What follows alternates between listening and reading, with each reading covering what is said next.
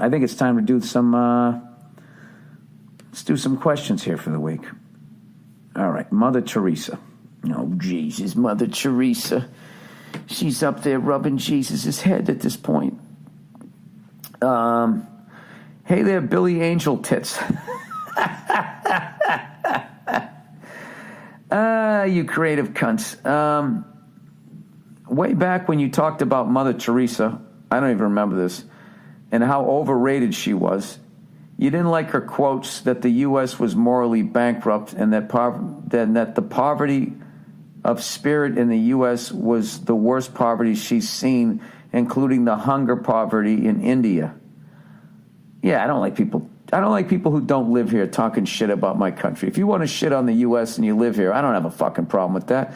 I do have a problem with the fact that the Cardinals almost just scored there. Yeah, then shut the fuck up, you know what I mean? Why would you talk shit about another country? I mean, I do it, but that's just because I want to sell tickets there. You know, you talk a little bit of trash, I'm selling the fight, that's all. Wow, what a battle between Butler and Fitzgerald, huh? And he's hanging in there. He's hanging in there. Oh, he should have caught that. All right. Sorry, I'm going to stop watching the game. No, I'm not, but I'm going to stop talking about it. How about that? All right. All right, so I didn't like her talking shit about the country. Well, now she's going to be a saint. There are plenty of documentaries of things she did that had negative effects. Any thoughts on the old lady? Come back to Seattle. Well, here's the deal. When somebody gets made a saint, it's not because they did nice things. First and foremost, you had to make the Catholic Church money, right? Is that who she works for?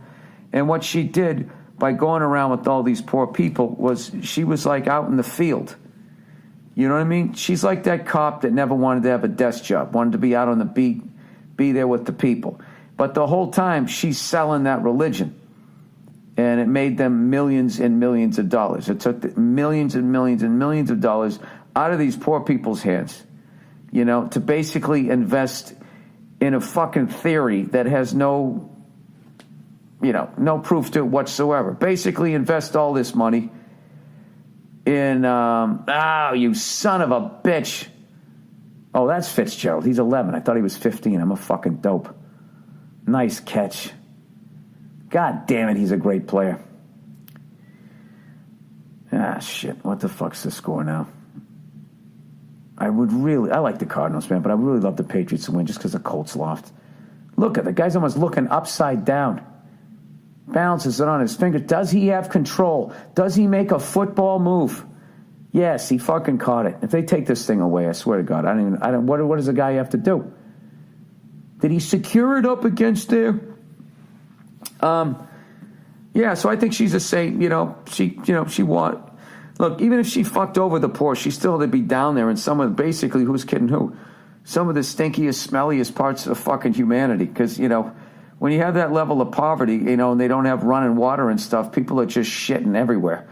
That alone, the fact that if you have access to first world plumbing, if you go into the third world to try to help those people out, yeah, I think you are a saint. I would think so. Granted, she sold them, the whole fucking bill of goods there with the mass murdering, child raping entity. But other than that, when those people say you're a saint, does that really mean something? I'm going to be honest with you. I have no fucking idea what she did. I know she was like Alicia Keys and she didn't wear makeup. I do know that. I don't think she could play the piano. Yeah, I have no idea. Well, now she's going to be a saint. Look, she's dead. I made fun of her when she was alive. Now she's dead. I think I can leave her alone. All right, lobster anesthesia. Old Billy Red Lobster. I've never eaten at a Red Lobster. I just never had the courage to fucking eat, like, fast food seafood. It always seems like if anything's going to give you food poisoning, it's going to be the bottom feeders of the ocean, right? They're already eating the fecal matter there, right? So the only time I've ever been to a Red Lobster, I actually performed there. Remember a long time ago, I did a stand-up show in a Red Lobster with this fucking hilarious comedian, Julie Barr, and a couple other people. And it was just one of those shows early in my career where you're going in there, and everybody on the show, before we go up, we all know we're going to take a fat one. It's going to be difficult. And you're just laughing. You just stand there going, this is fucking impossible. There's families here. Are we allowed to curse? What's going to happen? People got bibs on. They're trying to navigate this fucking little red dinosaur in their plate. How the hell are they going to listen to me? I suck when they're paying attention, you know? So anyways, let's get back to Red Lobster here. There actually is a method that is supposed, and he said, I'm no lobster neurobiologist, to numb lobsters before you boil them. You stick the lobster in the freezer for a few minutes before slicing it through the brain. The freezer is supposed to be the most humane way, because at least when people start to freeze to death, they eventually feel a warmth go over them and they start to become unconscious. Supposedly, this helps the flavor because the anesthesia decreases the stress hormones release compared to the dude being boiled while conscious or having its brain chopped in half like the obituary song. Hope this helps and have a blessed day. Fucko. If you stick a lobster in a freezer for a few minutes, it's just going to freeze. It's just going to be really cold and be miserable. And then you're going to stick it in the fucking hot water. You know something? I'm never eating lobster again. Okay? They do enough bad shit to chicken and cows and stuff. I don't need to add this. It's just so fucked up. I was watching this thing on this French restaurant, and this guy takes these live lobsters and puts them over an open flame. It's just like... Yeah, I always go back to that time I watched that chimpanzee catch that smaller monkey, and he stood on the thing, and he just started just digging into its back, pulling its back meat out as this thing was screaming. It's just like we're fucking animals, man. There's no fucking reason to do that, man. I still think what I'm saying is better. You just take a little lobster bat, you bash it over the head, immediately unconscious. Like if somebody hit you in the head as hard as they could with the bat, you're not going to feel any pain. You're not even going to fucking remember it. You can't do that to those things? I don't know. It just seems wrong. All right, so it's 21-20, and we just took a fucking sack. Nice play.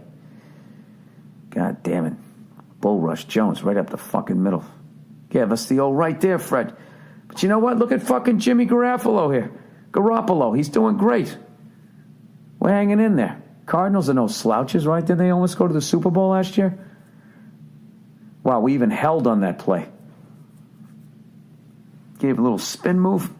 All right. Grumpy Billy Goat terrorizes town. All right, evidently I'm supposed to watch this. All right, I'll watch it. Here we go. With my hotel internet. Oh, this is great. I love goats. There was just two people on a scooter. This fucking thing just knocks them over.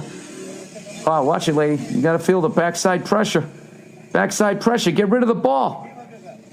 Get rid of the ball. Are you looking for the Tom Brady fucking treatment? Yeah, that's it. No flag there. Come on, UFC. You can't kick when they're down.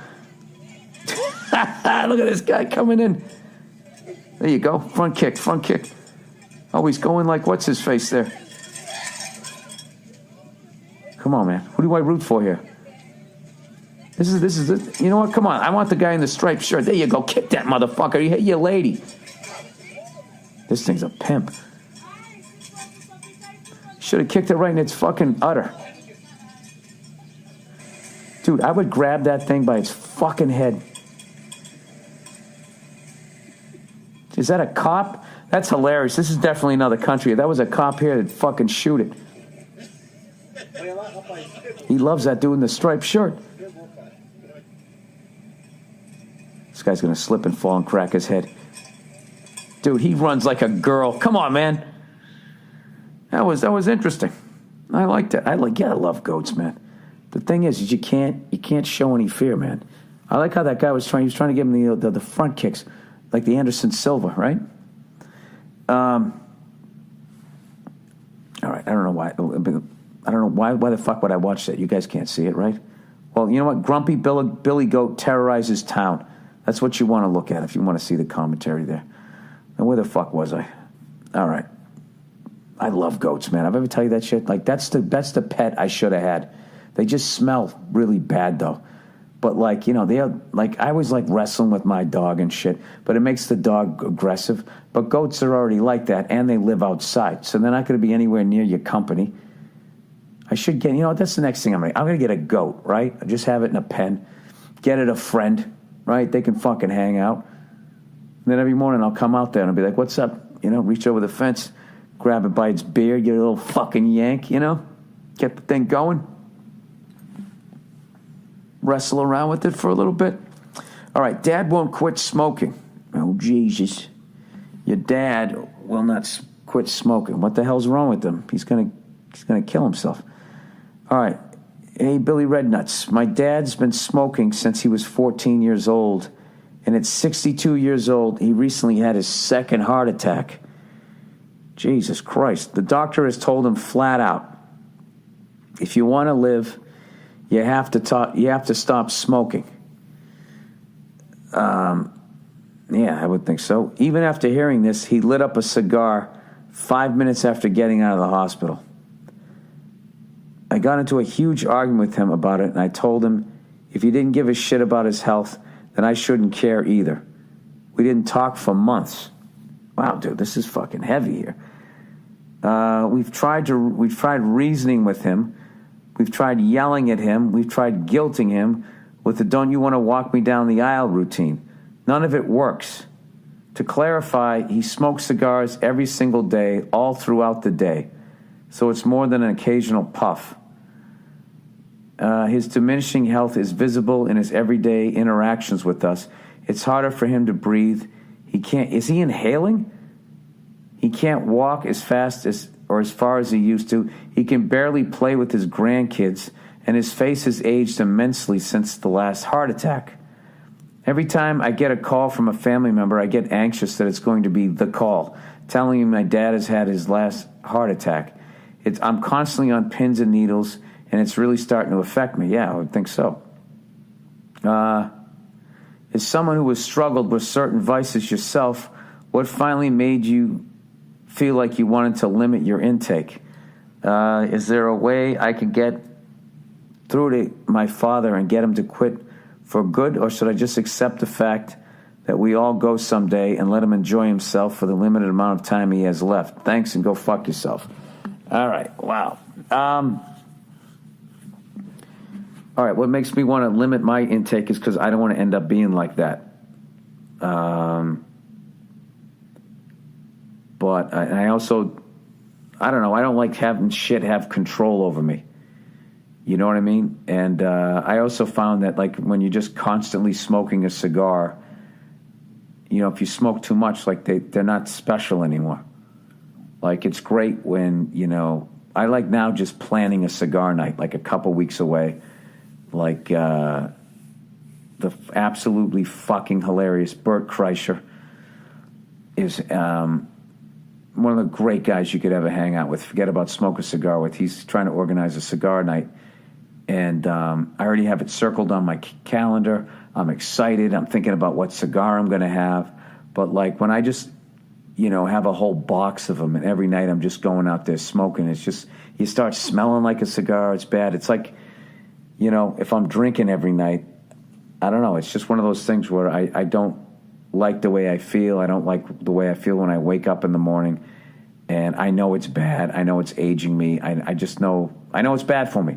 But with your dad, that he's been doing this for so fucking long, I would be livid at my dad if he was doing that. And I would be unbelievably frustrated, and I would continue, obviously, to try to get him to stop because you love your dad, However, there does come a point where it's just like if the person has resigned themselves to this is what they want to do. I mean, if he just had his fucking second heart attack and the doctor's going, listen, you're going to die if you don't stop smoking, and he walks out and literally just lights up a cigar, obviously he's a complete addict, but I don't know, he's not fighting it on any level, so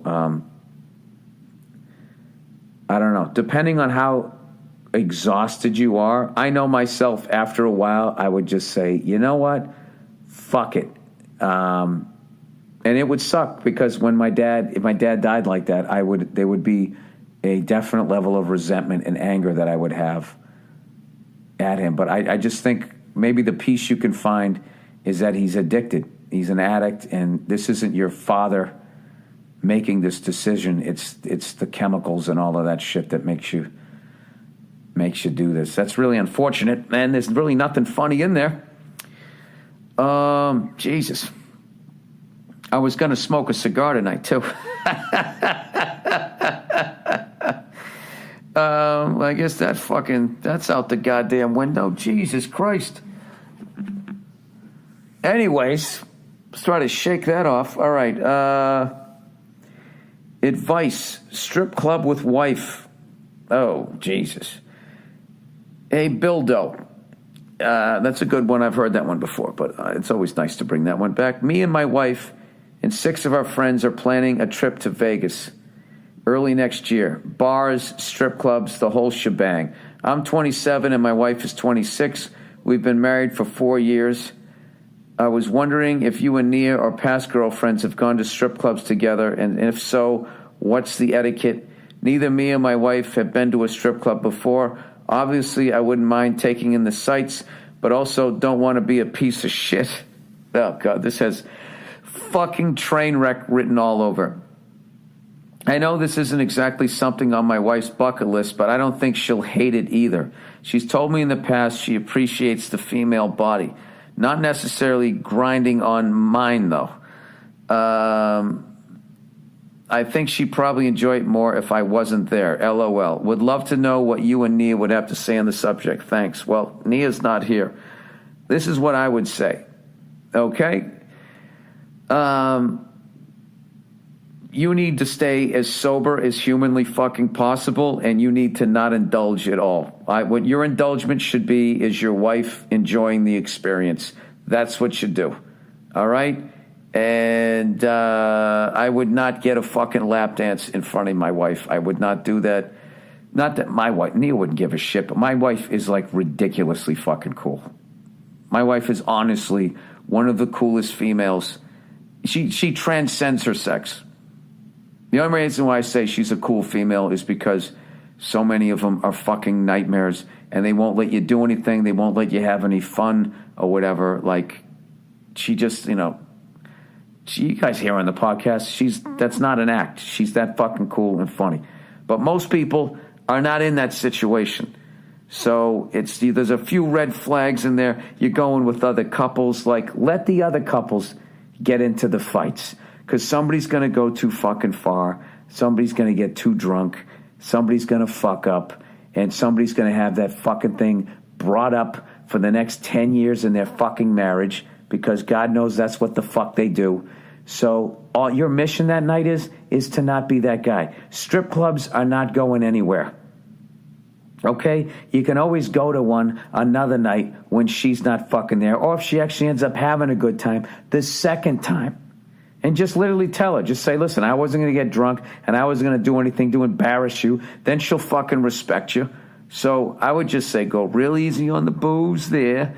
And, get your wife a fucking lap dance. That's what you do. And then just say, and just say you're good. You're good. And when your fucking guy friends are all trying to pressure you into doing something, just tell them to go, yeah, I'm cool. Don't worry. I'm having a good time. Okay? And let them do all the dumb shit. Let them wake up the next day when you guys go to breakfast and be the ones that have to say, yeah, sorry, I got a little crazy last night. Or be the ones that are clearly just had a huge fight and are not talking during breakfast. You don't need that shit. All right? You don't need that shit. It's a very, all of that type of shit. There's like, when you're sitting there going, what are the rules? The rules are the rules that you and your wife come up with. And the fact that your wife has never been to one is just all of the fucking makings of a shit show. So like I said, I'm going to say this again because you're a young guy. Do not be the drunk guy. And I'm telling you, just make sure she has a good time Ask her if she's all right. Ask her if this is cool, if she wants to get out of there. Just totally be attentive to her, and there's no way it can be a fucking problem, and then you can get on with your goddamn life, and then fucking whatever. Some other time, you go to a titty bar, maybe you bring her along. You know, she might fucking end up wanting to see you get a fucking lap dance. You're like, you serious? Yeah. And then she'll be like, all right, which one do you want? You know, and then that's another thing that could be a fight. You know what I mean? You fucking pick some, you know, I don't, that's just one of those, it's just one of those things. I remember one time, there's this famous strip club in Los Angeles called Jumbo's Clown Room. Okay? And it is just as creepy and disgusting as it sounds. I don't think it's like that anymore. It's way better now. But back in the day, it was literally like, you know, if I was a serial killer, like that would be my Starbucks. You know what I mean? Sit there with my laptop in a chat room with other serial killers. I mean, it was a fucking disgusting place. So I had been there maybe 3 times over the course of 20 years going out to L.A., and it was always just a shady, shifty fucking place. So one time I was out with Nia, and she brought up that she wanted to go to this fucking place. And I was just like, are you serious? You want to go to that place? I don't want to go to that place. I go, that place is, it's not a cool place or whatever. So she goes, come on, let's just go. So, all right, fuck it, let's go. It was her fucking idea. So we ended up going there. By the way, it's 23-21 with 3:38 to go. I already know you guys know who won this fucking game.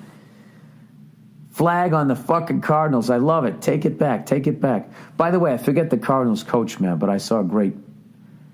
they did a whole special on the guy. Seems like the fucking coolest dude ever.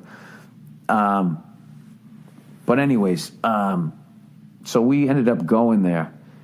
And I sat over in the corner. I didn't get a lap dance or anything like that. But I think I've told this story before. I literally saw a stripper quit on stage that night.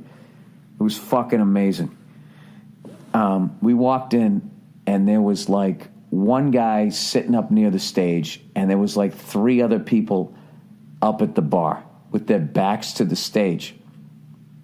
So this woman comes out looking a little rough, you know, and she starts doing her thing. She dances to one song. The song ends. Nobody claps. Okay? The guy who was sitting up near the stage was not there anymore. So now it kind of becomes like a philosophical question. Like basically, if I'm in a strip club dancing, but nobody's watching me, am I technically still in show business, right? So basically what happened was, you know, no one was fucking paying attention. So she ends the first song, you know, 'cause I'm wanted, dead or alive. She slowly slides down the pole. And then the next song starts, and she's just laying there. And she's not dancing. She's not doing anything. And I'm going like, oh, my God. This is like watching a boxer, like, not answer the bell, right? And just quitting on the stool. And she just rolled over. And somehow she had her cell phone, and she just started checking, like, her fucking emails. And at that point, like, one of the barback ladies walked by, saw it, and laughed and said, that's awesome. And she just laid there for the rest of the song and didn't dance and gathered her shit, didn't take up any more of her clothes. And that's like she quit being a stripper. She just quit dancing for the night. And I thought it was fucking awesome because fucking Larry Fitzgerald, what a catch. God damn it, that guy's good. They're marching down the field. Doesn't look like we're in a prevent, though. So that's good. They're on the fuck. Here it comes. They're going to be 2 more catches. They're going to be in fucking field goal position. Ripping her heart out there, Carson. So anyways, she ends up, I just as a performer, I respected it. You know what I mean? It's like if you're a comedian, I'm doing my act and no one's listening, no one's paying attention. I'm just going to stop and I'm going to shit on the crowd. That's it. I'm not going to waste my time doing my material. So why should she take her bottoms off and show everybody the fucking world if they're not even going to look at it? Right? So there you go. There's my fucking stripper story. But me and Nia never had a problem. I want to say I've gone to a couple. Have I been to a couple? Maybe one other with her. I got to tell you, it's not fun. It's not fun to go to a titty bar with your wife or even with other women. It's just like everything. I used to do a bit in my act about that. Like when women started going to titty bars, they would always go like, at some point they always say, this isn't as bad as I thought it was. This isn't as bad as I thought it was going to be. And the joke of my act was, yeah, because you're here. Leave and it'll get evil again. That's one of the worst things ever that happened, that women started going to titty bars. You know what I mean? It's like, can't you just go to a fucking male one? Can't you go to the fucking Chippendales one and have some fucking goddamn dick swinging in your face? If you're a lesbian, then yeah, come on in. Have a good time, right? It's just like they just constantly have to be around us. It's fucking unbelievable. They think we're stupid. They think we do dumb shit, but they just can't get enough of doing every dumb fucking thing that we do. They're down to the 28 fucking yard line. And the announcers are going to be right. Well, now the question is, are they leaving too much time on the clock, assuming that they hit this field goal? I actually like that this is going to happen, because if they kick this field goal, right, what are they going to be up by 1 or something? Is that what it's going to be? And then we get to watch Jimmy go down and do his thing. He's going to get some experience. I got to tell you, I've been impressed with him. He's playing all right. That kid for fucking Dallas played all right. And the dude there on Tampa Bay, I guess, like, Jason Law had said a long time ago, he's like, that guy, even though we saw them get destroyed in the fucking Rose Bowl, he was still talking about him. Jameson, right? Don Jameson. No, that's the fucking comedian there from fucking that metal show. Whatever. He was saying that if he had a couple of, I forget what Law had said. He said, give me a couple of good wideouts and that fucking quarterback and you could do something in the NFL. And it's looking like he's right. He had 4 fucking touchdown passes today. It's incredible. Of course, yet another thing that I missed here. So anyways, all right, that's the podcast here.